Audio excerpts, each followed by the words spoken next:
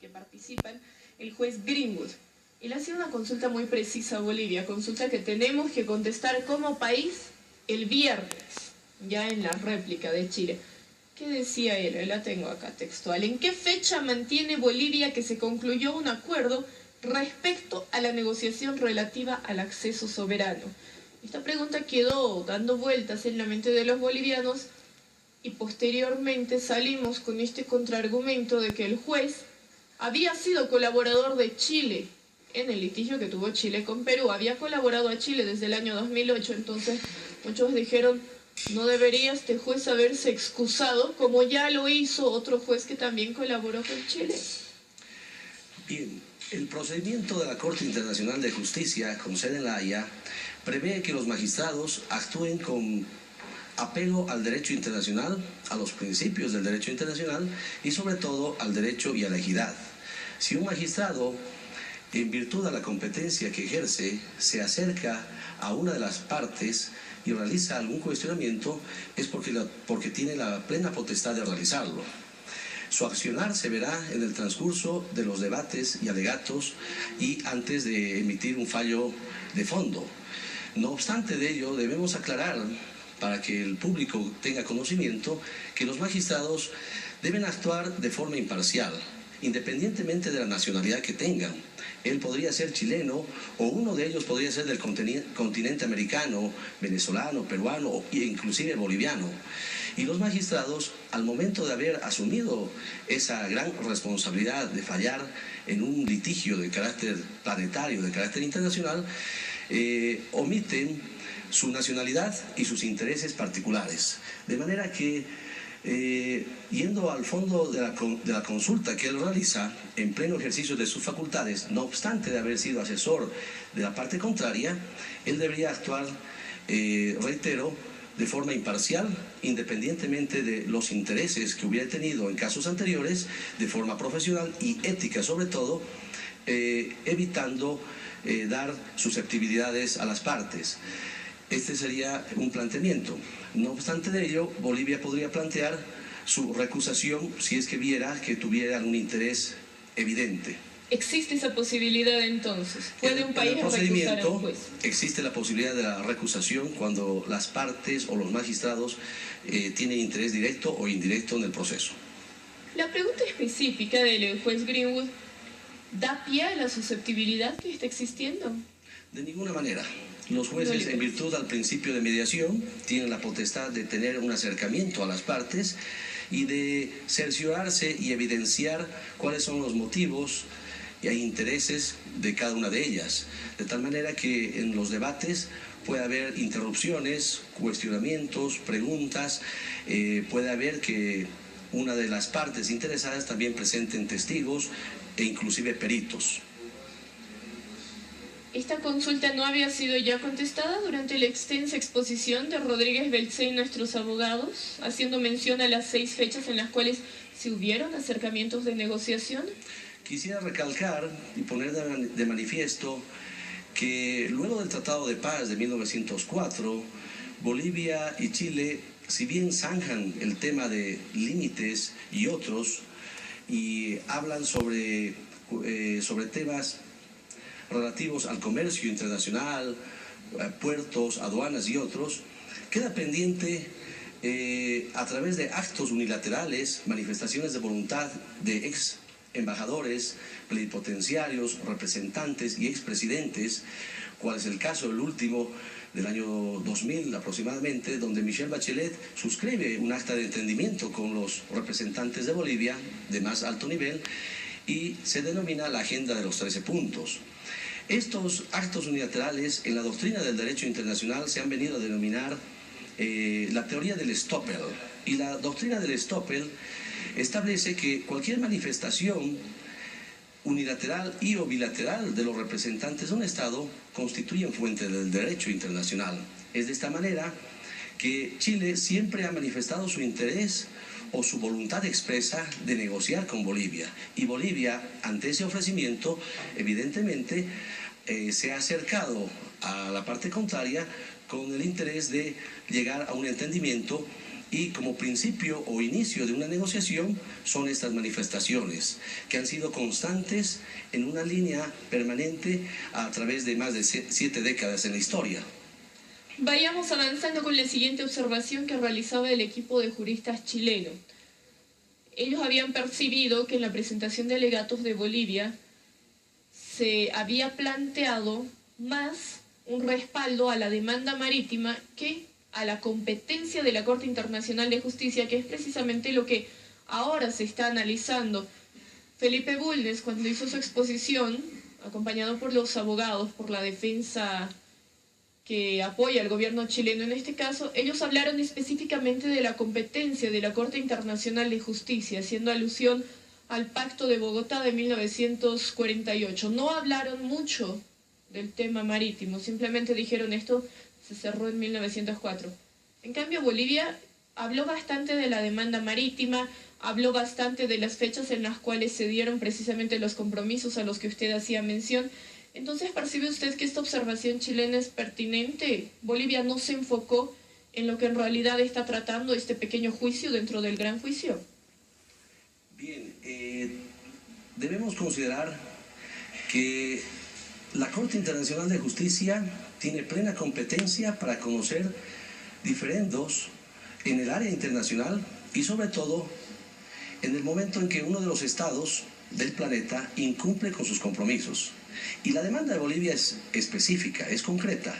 Bolivia plantea sentarse en una mesa de negociación ante un incumplimiento del otro estado y pide negociar una salida soberana de acceso al Océano Pacífico en un plazo razonable, de manera independiente al Tratado de 1904. Es decir, que no está en tela de juicio un tratado que, si bien ha sido suscrito y ratificado por los estados, podríamos decir, no es materia del objeto de la demanda. Es muy independiente. Ante la demanda, y toda vez que Bolivia ha suscrito y ha ratificado el tratado que usted hace mención, el Pacto de Bogotá, sobre arreglo de diferencias en forma pacífica, los estados, tanto Bolivia como demandante y Chile, se obligan a abstenerse de realizar amenazas y sobre todo de carácter bélicas. De tal manera que, ante tanto incumplimiento de la parte contraria, Bolivia se ha visto obligada a acudir al único tribunal del planeta, que es la Corte Internacional de Justicia, para pedir un acto de justicia. Es decir, el cumplimiento de una obligación truncada, de una negociación obstaculizada y sobre todo rechazada por las autoridades de Chile. En este caso, se ha aperturado dentro del procedimiento un mini juicio, un juicio antelado, que significa una cuestión preliminar ante una demanda. Esta cuestión preliminar también tiene, al igual que el proceso de fondo, partes importantes. El proceso de fondo se encuentra, podríamos decir, compuesto por una fase escrita, que es la memoria y la contramemoria de Bolivia, y luego viene la fase oral, que vienen a ser los alegatos que hemos escuchado el lunes pasado, la dúplica, y ayer la dúplica de Bolivia, y hoy escucharemos la réplica, y mañana la réplica de Bolivia. En la dúplica vemos una cuestión preliminar. Dice Chile, Bolivia, el Tribunal Internacional de Justicia no tiene jurisdicción para conocer esta demanda, puesto que ya se ha resuelto en un tratado internacional cualquier tema y sobre el diferendo marítimo y no tenemos temas pendientes, se habrían zanjado. No es así, puesto que Bolivia ha demostrado a través de actos unilaterales, compromisos escritos, acuerdos como el de Charaña y otros, que ha asumido un compromiso y Chile lo ha desechado, lo ha revertido o lo ha dejado sin efecto. De tal manera que la Corte es el único tribunal de instancia internacional para conocer. Decía uno de los especialistas en la defensa o argumentación boliviana, el español Brotons, decía, no se puede borrar la competencia de una Corte Internacional simplemente por el artículo 6 del Tratado de Bogotá. Es decir, la Corte no tendría competencia. Entonces, ¿ante qué Corte tendríamos que acudir? Por una varita mágica no podemos borrar la competencia de una Corte de esta magnitud. Doctor Columba, ¿qué establece el Tratado de Bogotá puntualmente en este artículo 6 y por qué Chile está utilizando este tratado o este acuerdo? Tengo entendido que no es lo mismo el Tratado de Bogotá, el Pacto de Bogotá y el Acuerdo de Bogotá. ¿Por qué Chile lo está utilizando como argumento para negar la competencia de la Corte? Tenemos antecedentes mediáticos. Ya existió un fallo que sentó jurisprudencia, cual fue la demanda del Perú sobre límites territoriales marítimos contra Chile. Y el argumento que utiliza y que ya habían previsto los especialistas chilenos fue una derrota. Como tal ocurrió en el pasado año. La Corte Internacional de Justicia prevé en el procedimiento la excepción preliminar. Y este es un argumento que en este caso carece de total veracidad. El argumento chileno carece de sustento jurídico válido y certero, toda vez que no se está tratando, reitero, la validez o la interpretación de un tratado que ya ha sido suscrito, que tiene, podríamos decir, un tema separado. Lo que estamos tratando en este momento es sentarnos a negociar con el adversario sobre un tema puntual. De tal manera que el Pacto de Bogotá prevé en el artículo 6 que cuando se han resuelto temas e inclusive cuando se han emitido fallos basados en autoridad de cosa juzgada, vale decir que no admiten ningún tipo de impugnación o apelación, la Corte tendría o dejaría de tener competencia. En esta materia no se ha resuelto, más bien queda pendiente un tema y un diferendo en el cual insistimos. Tenemos que negociar, transar y conciliar una salida soberana al Océano Pacífico. El mayor de los daños ocurridos es el enclaustramiento. Eso tendría que entender tanto la población chilena y los bolivianos. El enclaustramiento nos ha dejado pérdidas a los bolivianos y nos ha dejado encerrados ante el mundo. Es por ello que Bolivia solicita, exige esta negociación de abierta al mundo para poder llegar a un entendimiento. Simplemente como conclusión, que debemos esperar de nuestro equipo de juristas el viernes, cuando Bolivia tenga la última participación en esta fase de alegatos orales, que debemos esperar en general en la exposición de 90 minutos, y cómo debería el país contestar al juez Greenwood o debería recusarlo.